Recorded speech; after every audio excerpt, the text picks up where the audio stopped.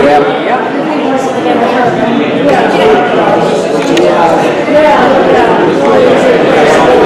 not on the river side. The eighth well's on 144. The two that are working at K&A are halfway across.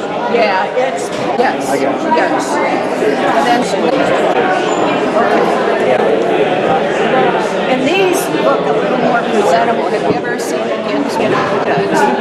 And the county is dealing with the after effects of C8, and this has the same potential. I want to see if anybody signed it.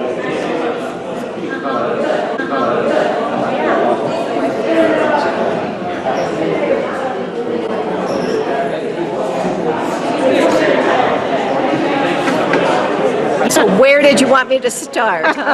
The active injection wells in Athens County. The Ginsburg well is more near Albany. It's an open pit, like a swimming pool. It's not totally fenced in. All the fumes come out. The remaining 5 are in Federal Hocking School District. So there's one on River Road, one on 144 past the school, and the 2 active K&H wells by the Coolville rest area, and where the yellow explosion is their 3rd application, and that's why we're here tonight to say we don't want this. Andrea Reich from Athens County. I live in Canaan Township.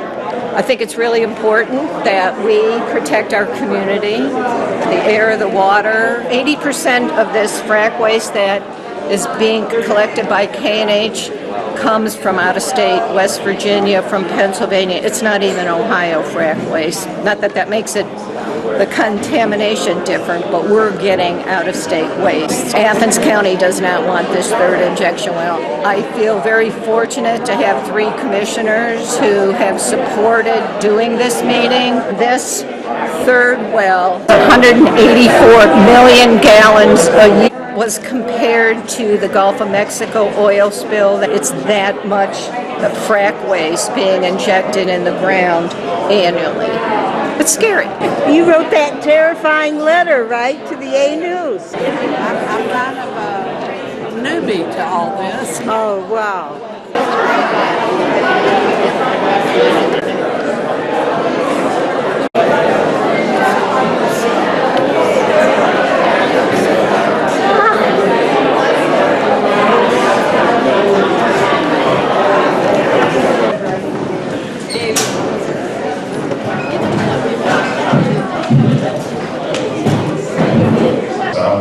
I'm the president of the commissioners, Chris Shamil and Charlie Atkins.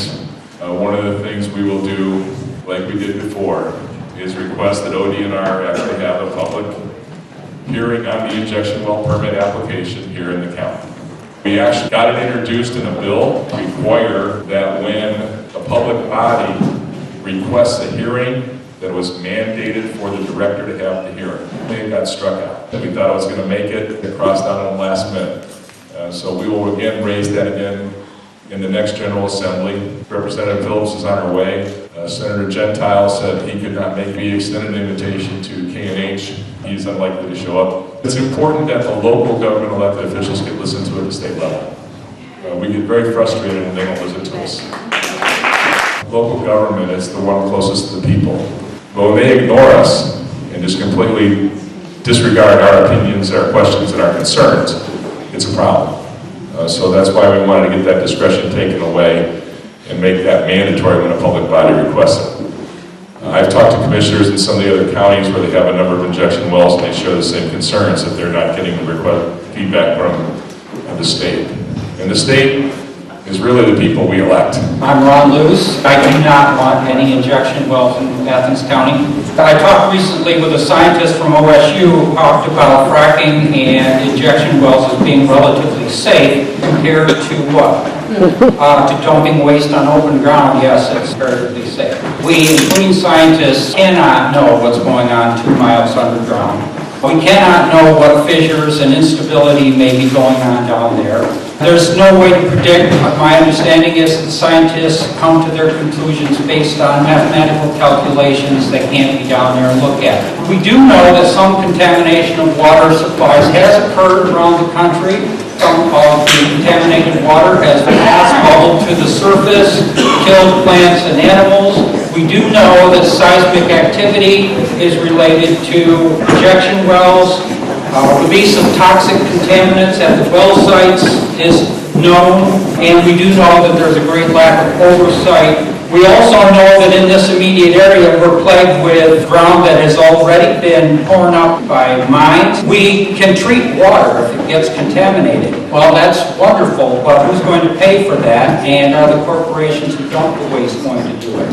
And the answer is no, you and I will. So even if we could safely treat all the water we mess with underground, that doesn't change the contaminants, long-term destruction beneath the structure of the planet, potential for problems that we can't imagine. I'm frustrated by people who want to rush in and make a lot of money. They claim this is going to make jobs. They accuse us of being anti-business, and yet we can't guarantee the safety. Scientists cannot guarantee it. We don't know what we're doing. The scientists don't know what they're doing. Let's not go along with these schemes to make Ohio the nation's dumping ground for toxic waste. Everything was strategically planned, so this would come off during the holidays. So many people don't even know what the facility is. They have no idea.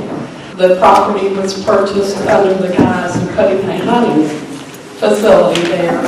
I talked to the gentleman who just recently sold the property, and he had no idea. We were chosen 20 years ago to be a dumping ground in Coolville, Ohio. There are a few of us here tonight that fought the medical waste incinerator in Coolville. We fought them for 4 years. We had covered suppers. That was a difficult battle.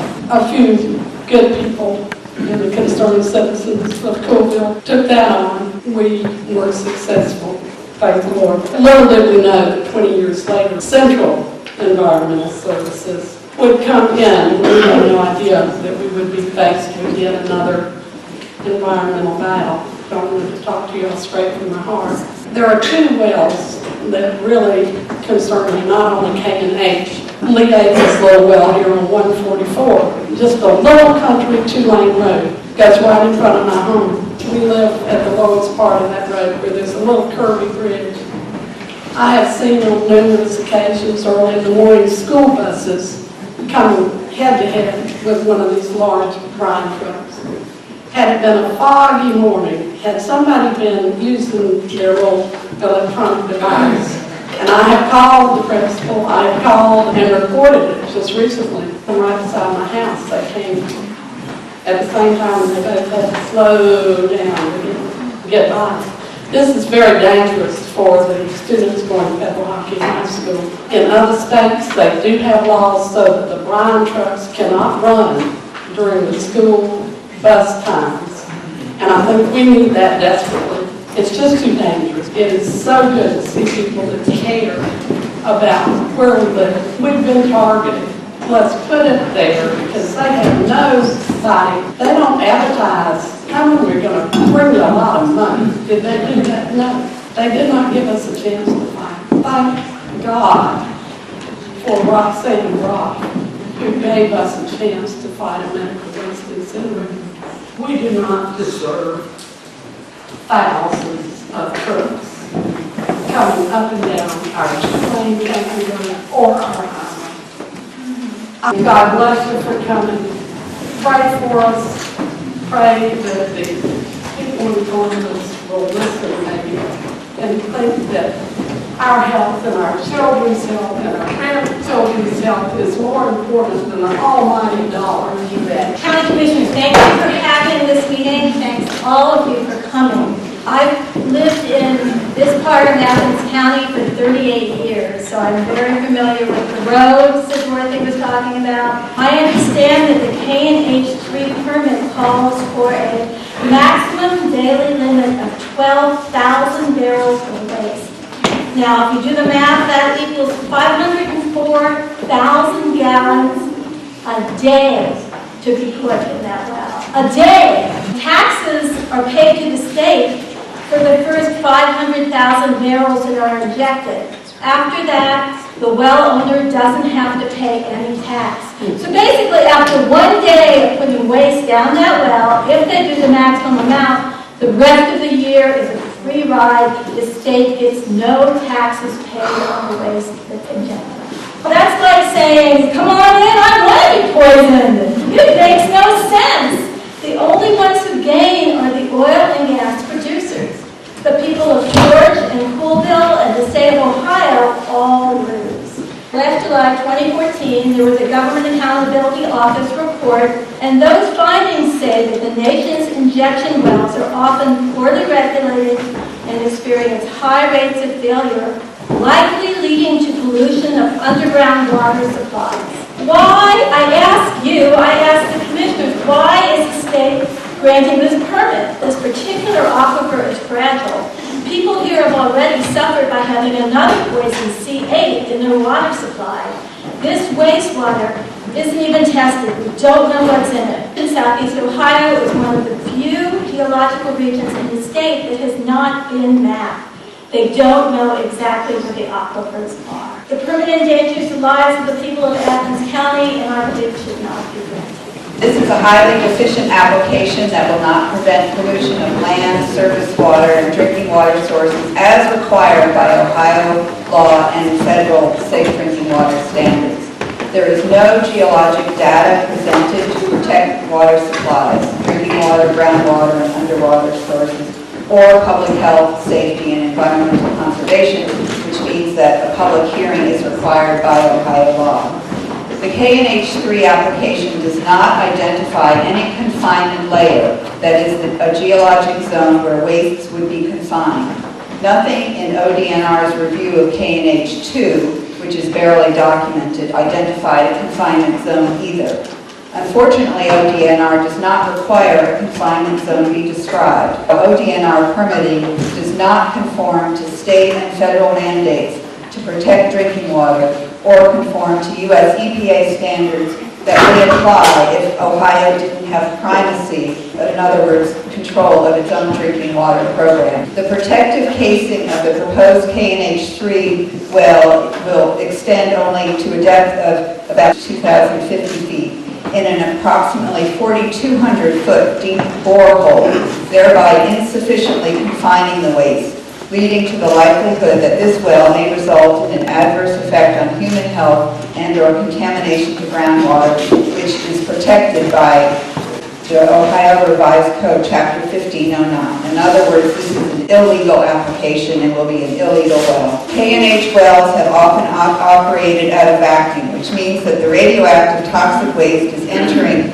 such a highly fractured environment that it needs no pressure to be injected into this cavity, into the strata. Since the well casing only goes halfway down the borehole, this means that the fractures it is injecting to are largely unsealed, with no identified confinement zone and only the shallow casing. There appears to be absolutely no safeguards for these wells, and the heavily fractured environment, as shown by the injection on a vacuum, shows that the waste could be traveling far underground.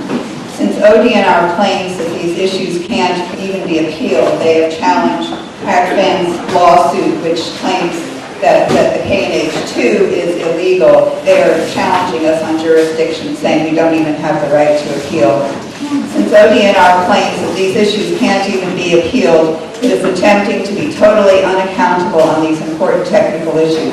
ACFAN is in Franklin County Common Pleas Court challenging, and we haven't heard from them on their decision if we do have the right to appeal. I'm Richard Carlson. My wife, Dana Cure Carlson, and I live on several acres on Roaring Road out towards New Marshfield. For the time being, it's going to be remaining confidential as to whether or not we own our mineral rights, which are 6 inches of soil and below. Interpretively, may be owned by someone else. What I know is that the injection well is part of the energy industry. And if you are in the energy industry, it's considered an essential service.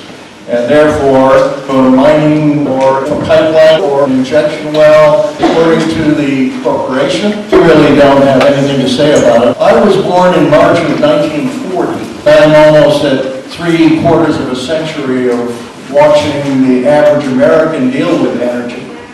And I wonder if any studies have been done as to what are essential in the use of energy in this country.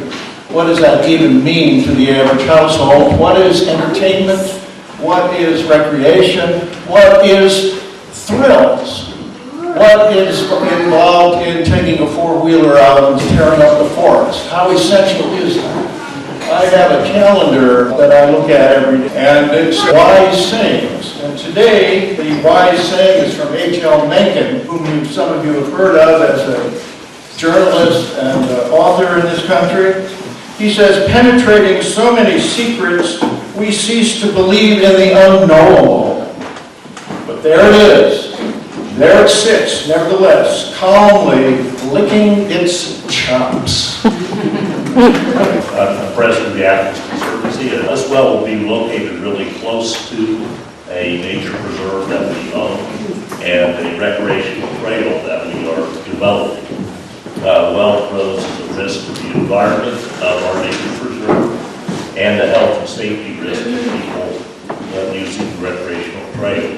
Part of the abandoned rail bridge that we own and are developing into the Athens Bell Creek Rail Trail in collaboration with the county lies only a half a mile north of the K&H wells.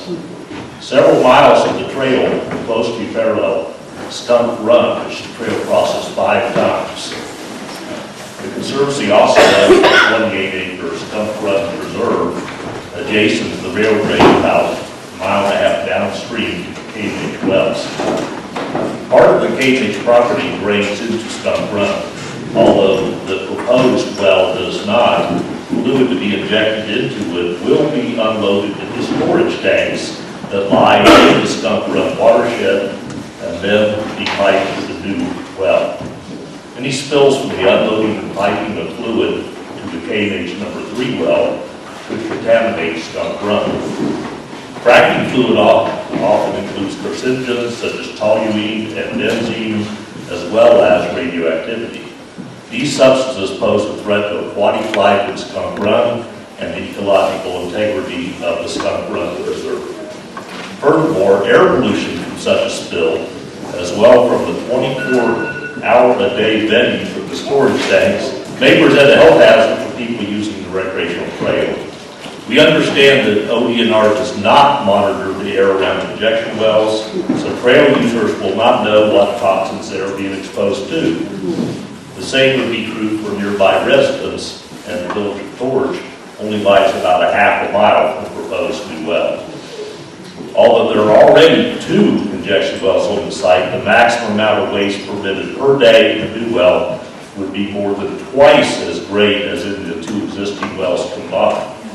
The risk of a spill could be expected to increase with the number of vehicles delivering the material and the amount of waste. Spills aren't a hypothetical concern. The spill from one of the other K&H wells occurred in January of this year, contaminating a nearby creek. The testing done by ODNR after the spill is very limited. Its analysis of water samples tested only for parameters that are traditionally used to evaluate water aesthetics. ODNR's analysis did not evaluate the toxicity of the contaminants, so their study was of little use for evaluating public health risks or dangers to aquatic life. Furthermore, ODNR does no routine testing of groundwater, drinking water, or surface water around its wells. In consideration of these issues, we strongly oppose the delivery of up to 12,000 additional barrels of toxic waste per day to storage tanks in the Skunk Run watershed. It's hard to visualize what 12,000 barrels is. Each one will contain 4.2 cubic feet, and the volume of toxic waste that could be ejected per day in the new well would be equal to a cube 37 feet on a side. In a year, that would amount to a cube 264 feet on the side, or just a bit short of a cubic football field. We wonder what evidence there is that there's enough porous rock down there to accept that much waste. I'm Ed Perkins. I'm of Sassafras Farm in Robin Township. It is my hope that my farm will continue after my stewardship to the next generation and continue to produce food and income and jobs, and after that generation, it can pass on to and so on. And this is the concept of sustainable living. I hope this is my legacy, to see that my farm continues in this manner. What will be the legacy of these injection wells? After, I don't know how long the shale gas boom will last, 10, 20, 30, 40 years, but when it's over, and there's nothing sustainable about it, and it will not continue, and the legacy from our accepting these injection well wastes will be billions of gallons of toxic waste in the ground below us. Is that the kind of legacy we want to leave to the next generations? No. I live in Athens. I've learned a lot about extraction and the sacrifice zone of Appalachia since I've come to this region, and I teach that at OU, and we talk about the history of extraction and the way we're moving towards a resilient society. All of a sudden we've had this shale boom and we're going backwards. We've seen this boom happening and we've been very fearful of the impact of drilling in our region, and now we're faced by the injection wells. It's just paramount that our county commissioners and our representatives really take this to the state, take this to the governor, take this to Chief Simmers. What's to stop you from having a meeting? And all of you going and having a meeting. This is critical. They did ban fracking in New York State. There was a 400 science peer review of science-based articles, and they found that there were very great health implications with fracking. So Governor Cuomo banned fracking in the state. What that means is that we're not going to get the waste from New York. I mean, that's the good thing, right? Meanwhile, the George Washington National Forest in Virginia just banned fracking in their forest management plan. One of the reasons they did that, the mayor of DC was concerned about their water supply. The governor of Virginia did not support it. So we have precedent for not allowing fracking and for really considering the implications of this. This fellow who was here a few weeks ago to talk about pipelines, Ted Ock. Here are some statistics. Since 2010, there have been 2.33 billion gallons of material injected in the state of Ohio. Each well averaged 130,000 in-state barrels and then 134,000 out-of-state barrels, with a total of 264,000 barrels per well since 2010. This has been happening in the United States for some time. We have Superfund sites. And nationally, we have 1,322 Superfund sites. 375 of those have been cleaned up. And that's a result of an environmental law of 1980.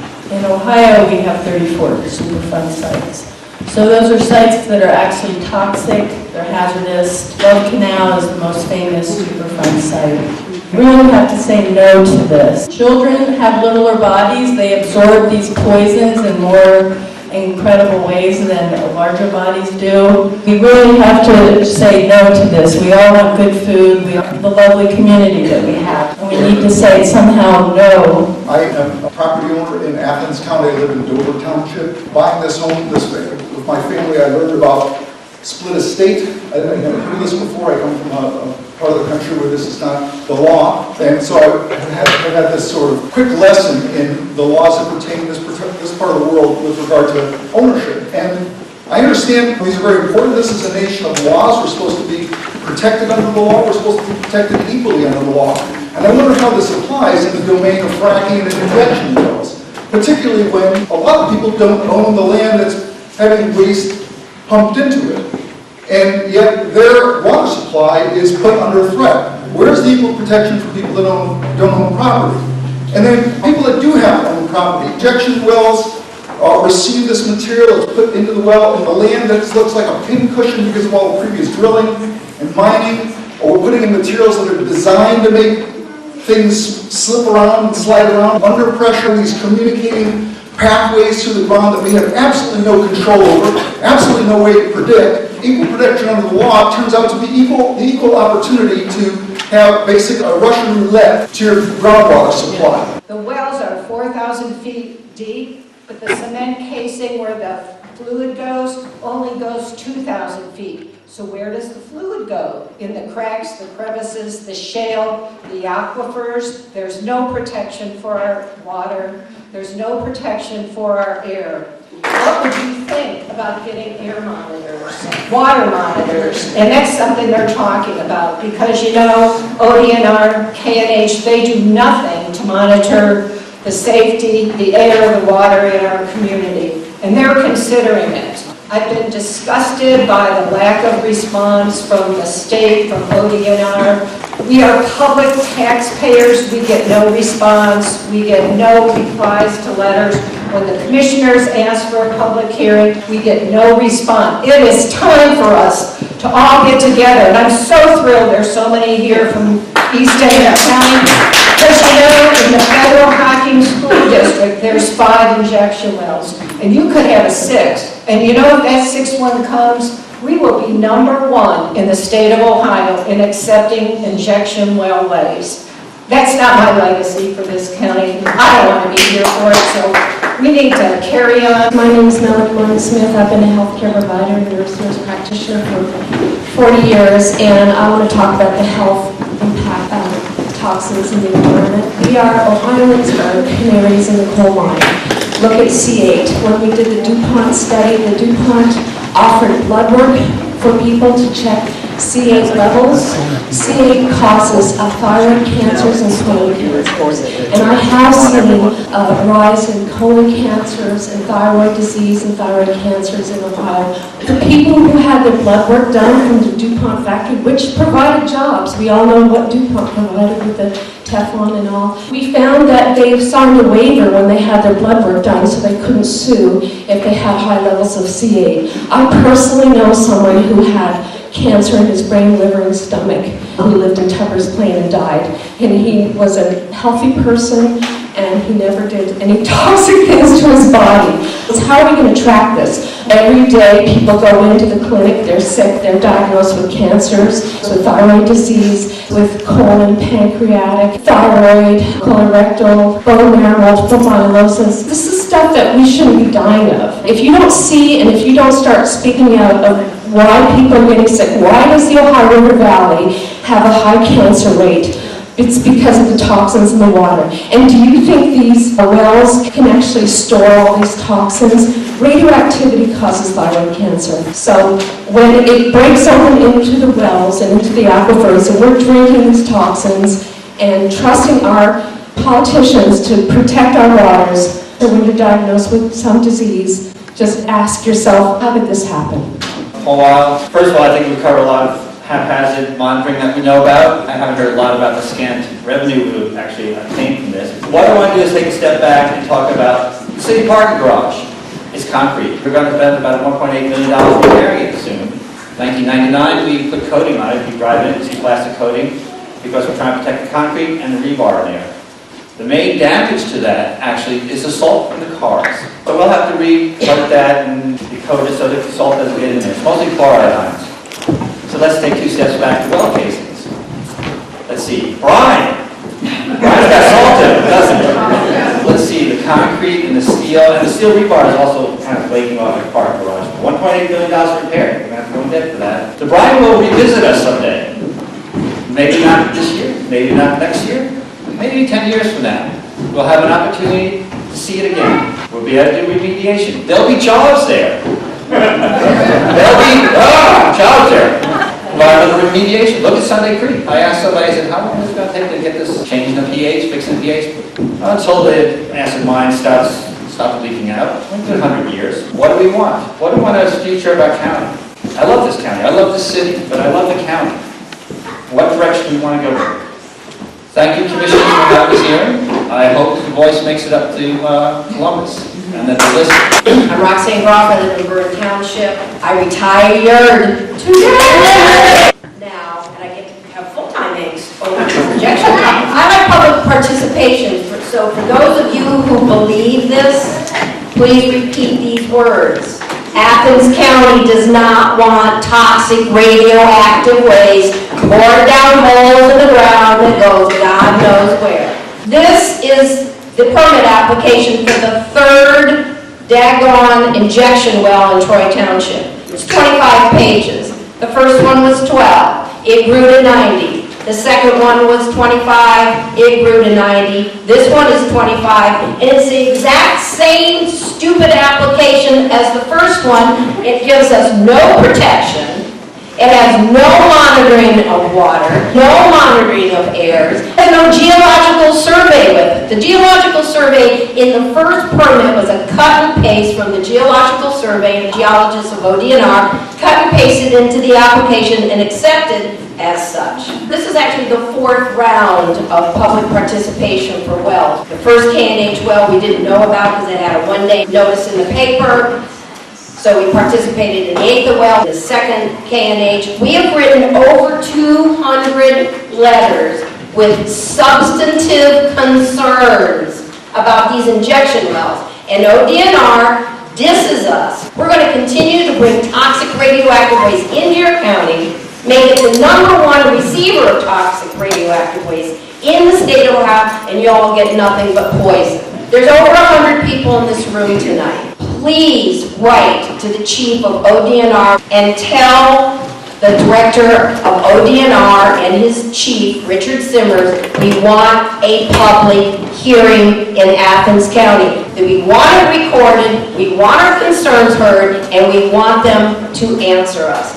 The more we learn about these injection wells, the more we know that this application has nothing in it that tells us what's going on in Troy Township. There are 12 tanks up there. They could be leaking. They're certainly leaking into the air because if you go out there, you can smell what's coming out of those tanks. Just go out and drive out Route 50 and sit in the parking lot across from those 12 tanks when there are hundreds of trucks a day going in there. And see what Dorothy was talking about that goes in front of her house every day. Stand next to the Ginsburg well. It's an open pit well that is still allowed by ODNR. You cannot stand outside 100 feet from that well and not get sick. I took a tour of OSU students. Everybody said, I'm not getting out, I can smell it from the car. This is what's being injected into our ground, ladies and gentlemen. Please participate. You can go on the acfan.org, ACFAN.org website, and you can get all the information. Protest the application and ask for a public hearing here in Athens County. We need it. I trust you all will do that. That's 150 messages that go out just tonight. Thank you all. I have seen in the 3 years I've been there an incredible increase in autoimmune disorders and thyroid issues, losing their thyroids, and I'm very concerned. I know that there are a lot of factors playing into these health issues. I don't trust the Republican governor or the legislature, and I don't want to give away my power to them. I know they're going to go ahead and go with this well. I know they are. And this is a community of activists, and I want to see, and I'm asking you guys for help. I'm not asking you for money. I'm not asking you to do it. I am happy to do as much work that I can. We need a baseline on health now. In this community where these wells are, it's small. There aren't that many people out here, and it would not be hard to get a baseline right now of these households and find out what health issues there are, and then go back 6 months, in 12 months, and see what change we're actually seeing. I am very concerned about the air, and I really would like to see monitoring, whether the state gives us money or not, monitoring happening. And if that means digging into my pocket, I will be happy to give you some money to do this. I think this is essential. I am seeing such autoimmune disorders, and I would like anybody in here who's interested, I would like to organize something. Hello, I'm Jamie Weaver. I grew up in New Marshfield, and I'm basically coming here to ask the commissioners to refocus their attention away from harmful, toxic chemicals that are not benefiting our community, and see if we can put our money and our attention into renewable, sustainable economies. It's really scared with Shadbark, we got the Village Bakery, and Integration Acres. This decision that few people are making affect the whole community. This is benefiting just a few elite and harming local businesses if this injection well is to be passed. I just want to ask a question why this issue is not on the ballot, and why do we not have a say? Good health, good education, good food is not a privilege, but a right.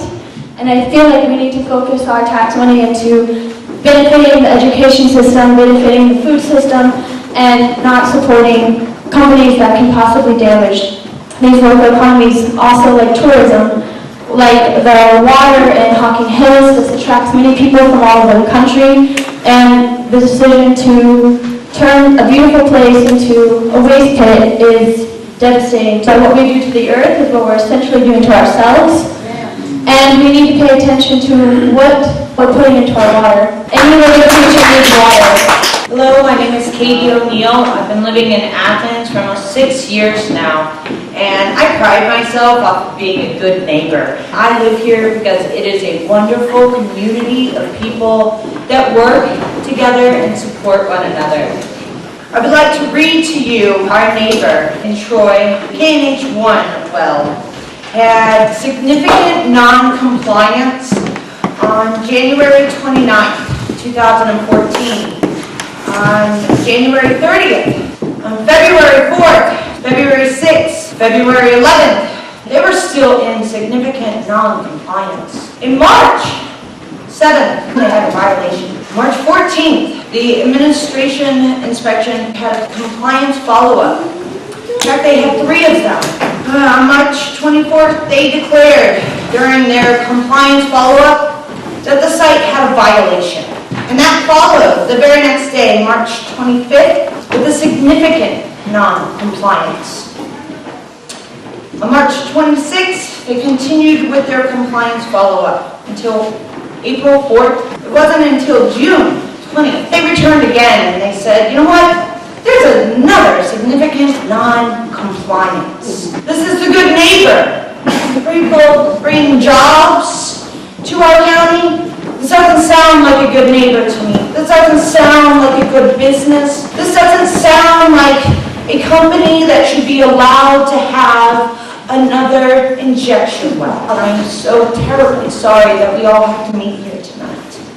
On January 16th, the second KNH injection well had a contamination of the water and the soil that should have shut them down immediately. My name is Krista Cummings. I also grew up outside of New Marshfield. I now live outside of Millfield. My dad was a teacher at Federal Hocking for over 20 years. This is a community that is incredibly important to me. K&H Partners, who we keep talking about, has a person behind it. His name is Jeff Harper. He's sneaky. When he wanted land, he put an ad out for hunting land. Right. So everybody who sold to him, they thought they were selling hunting land, which all of us know is awesome to live next to. Lots of woods, you really only have to worry about the traffic once a year roughly, sometimes turkey season too. It doesn't just end there. We have the spill at KNH2. He didn't report that spill. The only reason we know that spill happened was because an ODNR inspector showed up that day when he had trucks there from his other company, Central Environmental Services, which does cleanup work, vacuuming all that toxic water and soil up. And the inspector was like, hey, what's going on? And that's how we found out. ODNR didn't necessarily think that it was that big of a deal, though. But fortunately, they reported it to the EPA, who did fine them $50,000. His sneakiness doesn't end there. All of you wonder why we're here tonight in between Christmas and New Year's? All of us would so much rather be with our families. 15-day comment period spans through Christmas and New Year. This is somebody who is trying to shut us up. This is someone who is trying to ensure that his wells go through with absolutely no say from us. ODNR is not protecting us. They are not listening to us. I got the report back from the water and soil test that they did from that spill. Being someone who can't really understand the numbers and exactly what the chemicals are and do, I sent it off to an organization that has a toxicologist. They sent me a letter back. Essentially, they said ODNR tested for contaminants that cause aesthetic problems with the water, for it to smell and taste bad. They didn't test at all for the toxins that they should have. We have no idea how toxic that water was because ODNR didn't tell us. We also know that this meeting is a farce. We have been through this how many times, and we know they are not listening to us and they do not care. If there are some of you in this room who would like to force ODNR to listen to us, meet me and I will sign you up and print out the letter of resistance. Anybody who would like to take some direct action, come find me. Thank you. How many people in this room know somebody in this general area that has currently or has gotten over cancer? Please put your hand up. Or how about died of it? Died of cancer. That's a lot of hands. I've lived in many places across this country. I've been coming around here for like 17 years, but I've been living here for 5. I'm 36 years old, and in my first 31 years of living on this earth, I can think of just 1 or 2 people that I've ever known that have had cancer, and all the places that I've lived across the country. And I've traveled in 46 states, and then I get here, and it's a major issue. This deadly stuff that is going into our ground or onto our ground in some cases, I think it's not a coincidence that the cancer rate in this area is through the roof. One of the highest cancer rates in a local area in the whole country. We also receive, against most of our will, pretty much the most amount of toxic, hazardous, radioactive waste onto and into our ground. I see a correlation. I'm not a scientist to prove it, but it gets my brain spinning, and it raises my concern. If you ever get tired of fighting, I love seeing all of you guys, and I hate the fact that we got to get together for crap like this. But there's been times I've just been so exhausted. I've been in jail for this sort of thing. I've been in meeting after meeting, and there's been times where I've asked myself, is it worth it? Close your eyes for a minute. Think of those people for just a minute. Our voices that are being raised tonight, we're not just speaking on our own behalf. There are so many people that aren't here tonight because they passed away because of cancer, or they're home or in the hospital sick because of cancer, or they're taking care of someone that's sick because of cancer, and we're fighting for them as well. I'm sure you are aware there's an alternative to injecting the water. You can boil the brine water off. It's expensive. That's why these companies choose not to boil it off. The Ohio Department of Natural Resources should not be in control of our underground water. They don't know what they're doing either. But there is an alternative. You can boil it off, and you've got salt and steam, no pollutants, other than the gas it takes to burn, and whatever else toxins there is. You don't inject it into the ground. Somebody needs to address these issues before they randomly give out the permits. It's jeopardizing our health. Shiny Bearhood. I've lived in this county since I was 12. I'm 60 now. I love this land here. I love the people that live here. I'm heartbroken to know what's going on. I'm very grateful that in other parts of the country they're waking up and doing something about this. We need to figure a way. Maybe it's that we all say, okay, no taxes from Athens County until you listen to us. What would happen if every person in this room said, I'm not paying my taxes this year.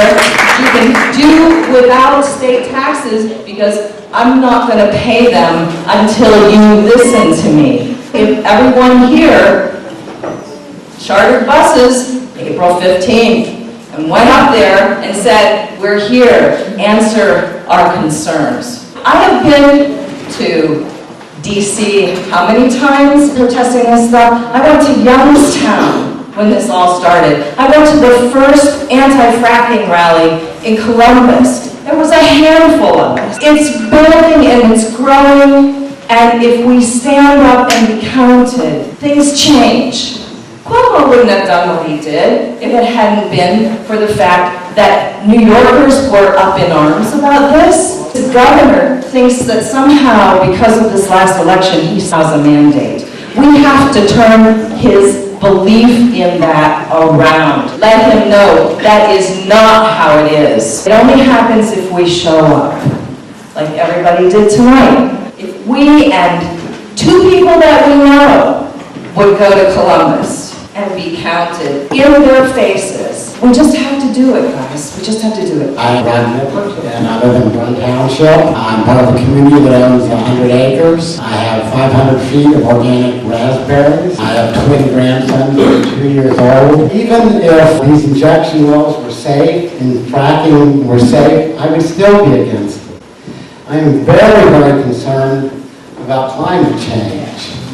And it may not affect us as seriously, as quickly as the injection wells will, but in the long term, climate change will be even more devastating. ODNR is not tasked with looking at climate change when they make their decisions, but I think all of us are tasked with looking at climate change when we make decisions about our lives. Each of us individually, the commissioners, our state government, our county government, our city government, our civic organizations, all of us need to be looking at climate change because it will affect all of us forever. My name is Helene Wilson. I'm from Rome Township. I served on an advisory committee for hazardous waste in Contra Costa County in California over 20 years ago. So I have some knowledge of the ways hazardous waste can impact communities. I saw massive environmental impact reports that had to respond to all of the environmental concerns brought up by the public. I'm appalled at the lack of responsiveness by ODNR. My name is Sally Jo Wiley. This past year, I was part of a group, the Bill of Rights Committee. We put together a petition, got our signatures, put on the ballot, and we got an ordinance passed with 78% to eliminate fracking and dumping for the protection of our water in the city of Athens. Right now, we're in the process of moving out to the townships and to our nearby and neighboring counties. Anybody who would like to join us in a different direction to attack these people, sign up, get out there, and pass more laws that say you can't do it. I almost didn't speak how futile it seems. My father drives a truck for a fracking company, so I suppose I came here to speak about the prosperity side of fracking. My father, my mother, my brother, and their household are being supported by fracking. My family lives in Muskegon County, but I live in Athens. There's been a huge boom in the economy of New Concord, of Zanesville, of Cambridge, Ohio, and of Athens and the surrounding area. The oil and gas industry has brought lots of activity. However, the economic activity will come and go. I believe it's a bubble. Isn't this what happened to the coal towns? We've seen this before. Appalachia has a long history of extraction.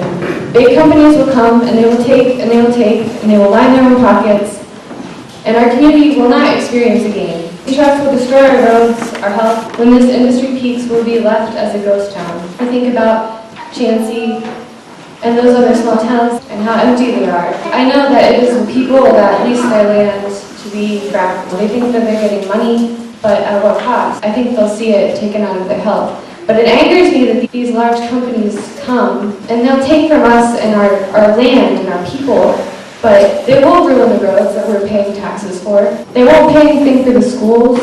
I think that's really wrong. My father drives a truck for a fracking company. He will get up at 4 o'clock in the morning. He will be called at 1 o'clock in the morning, and he'll just rise from his bed, and he's getting older. And if you want to see the fathers taken away from their children, I'm looking at business leaders, the community builders. I urge you to do whatever you can, whatever's possible, what's more than possible to stop this. Visit the Afghan website. All of the different ways that people communicate with us, we listen to, but at this point, this permit application is in the hands of ODNR. They are here tonight.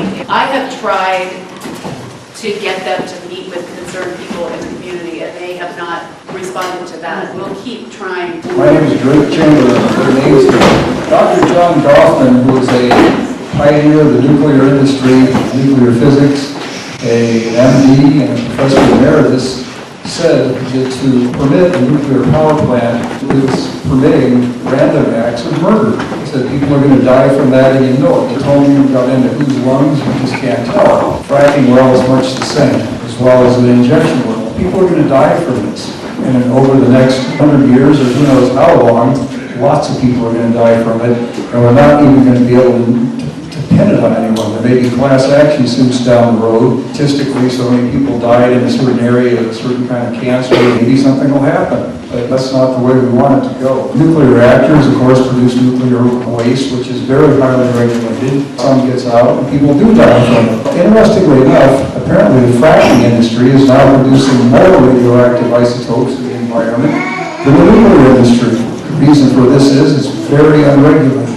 Gets out, and we know they're putting injection wells, it gets into the water supplies, it spills on the roads, it is getting out there more than waste from reactors. And that's pretty shocking. Information, quote unquote, from the ODNR and from the oil and gas industry is not information, it's public relations campaigns.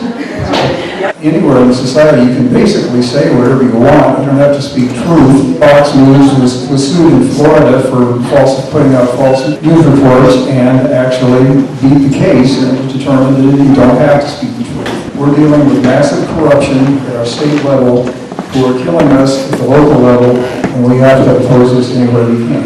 I'm Bill Bielaski. I live in Rome Town. We're really, in effect, being disenfranchised by the state government. It's good to come to a meeting like this. It's also important that we do the other things, sign up to pass a petition, contact the state legislature, go to Columbus. We've had 3 or 4 opportunities to get involved before we leave. Each one of us needs to do that. My name is Mary Costello, and I'm going to announce something that I heard that just stunned me to know that ODNR doesn't care about what we think, but Dick McGinn, who couldn't be here tonight, told me when he called ODNR to push for a public hearing, ODNR, whoever he talked to there, said to him, oh, that part of the state, it's already wrecked. It doesn't matter. They actually said that. We all need to just rise up. If that is what the state thinks about us, it reflects an attitude that I think we all need to be aware of. They quickly kind of shut her down, but all the others thought it was wonderful, the opportunity, the business that was going to come to Marietta. And oh, this is wonderful. And I was on the queue to speak. I made the mistake of saying I'm against this because I live on the road and I'm watching yesterday, for instance, between 8 o'clock and 4 o'clock, 20 big tanker trucks go past my front door. They never let me speak. I wanted to tell them the other side of the coin. My name is Laura Post, and I live in Athens County for about 15 years. I came here from Northeast Ohio, where resources are abundant, supporting families in schools. I grew up in a very affluent area. My school never had a problem with funding. I chose to live here because the heart of Athens is deeper than the pockets of the region where I grew up. And this is where I want to raise my baby. And my husband and I say, wow, we did not belong where we grew up. We hope that my children feel content with being raised here. I've lived in Montana, in Hawaii, in South America, and this is where I am. And this place is not trash. This place is full of abundant love, people who love the land, appreciate the land, and that's why I'm here.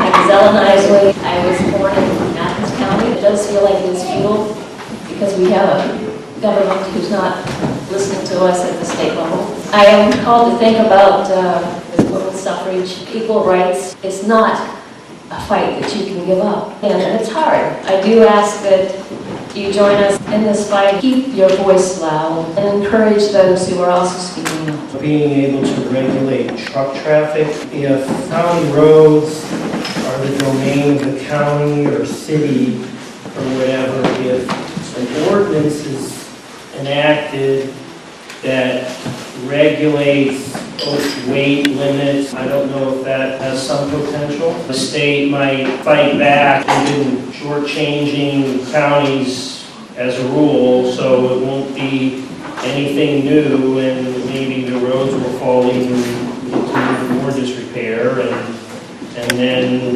there'll be a real reason not to allow those trucks on the road. I'm all for selective enforcement on occasion. It is available to be regulated by weight, road conditions, and the size of the road. It comes on the engineer, has to have scales and weigh truck. The sheriff has to do enforcement. The problem is the selective enforcement part. When you start talking about weight limits, you're also talking about walking trucks and school buses, and the selective enforcement is what gets us in trouble.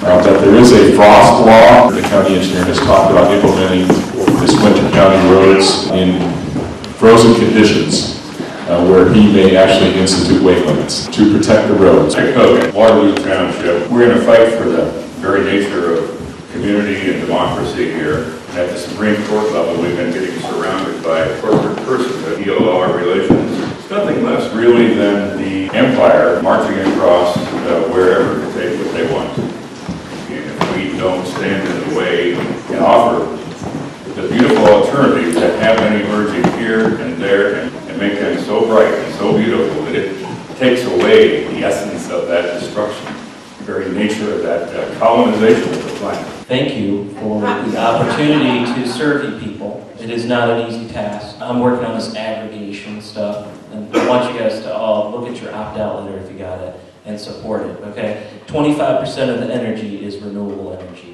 Now, that upset a fair amount of people. I got a call today from a 76-year-old lady from Sharpsburg. She was just upset that we were going to be saving people money, $5 or $10 a month. She just was convinced that this was going to create havoc in the future. And us moving forward, it's changed. It's not easy. And what we are trying to address here, energy, we have to change our whole economy based on fossil fuels. Drove here, and we're supporting the corporations that are poisoning us. Climate change, it's no simple task. And this lady, I hope you will sleep over tonight. And I was like, I already lost sleep over last night. I care. We just got to keep at it. But remember, we vote with our dollars. And I think if we go to Columbus, we need to walk up there. Seriously. People will say, well, how'd you get here? You drove up here. I've inherited an economy as a person who was born in 1970. I'm a bubble of fossil fuels. It's no easy task, and I thank you all for being here. People care. Keep it up. Fracking brine is used on the roads in the winter. Is that true in Adams County? No. Okay, we have last chance. Anybody else wants to speak?